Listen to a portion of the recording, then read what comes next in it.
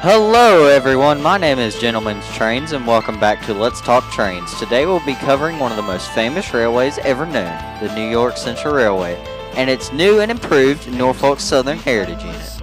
The New York Central Railway was one of the more major railroads. Well, duh. It connected the East Coast with the interior. The railroad was officially founded in 1853 and it was a mix of 10 smaller railroads that made up the main railroad.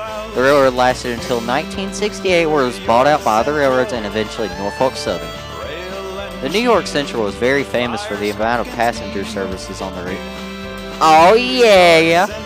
The railway was also one of the more major passenger service railways at the time, carrying more passengers than other railways.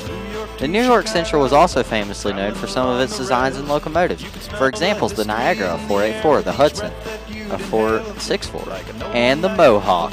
Oh yeah, baby! The Hudsons were considered one of the most famous locomotives from where Lionel Toy Trains popularized it as the legendary 700E Hudson, which we'll talk about in another episode, but psst, no spoilers. The route also consisted of some heavy freight. Not too many coal trains went through the route, but trains carrying hundreds of boxcars swarmed the route. The modern New York Central map was a collection of its predecessor properties, which merged or were acquired over many years. The earliest component was one of the most industry's pioneers, the Mohawk and Hudson Railroad. The M&H was incorporated on April 17, 1826. Although as early as December 28, 1825, the local public was given the word. It was soon to be built thanks to the newspaper article by George Featherstone. Never mind.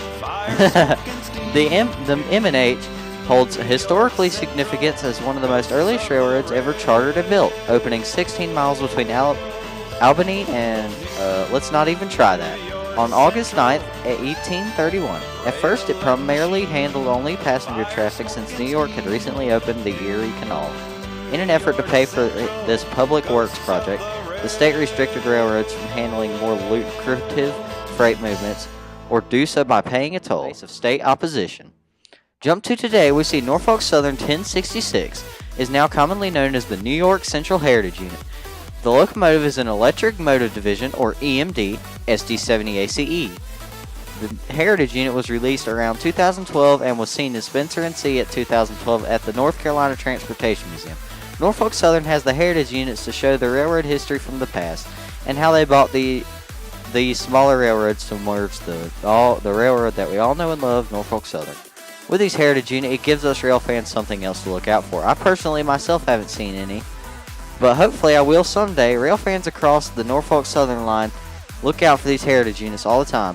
And if you'd like to track them for yourself, go to the link in the description, Heritage Units. That's all for this Let's Talk Trains episode. If you'd like to see more content like this, please hit that like button and subscribe for more. Turn on the notifications so you don't miss out. Thanks for watching and take care. I'm Gentleman Trains, and goodbye.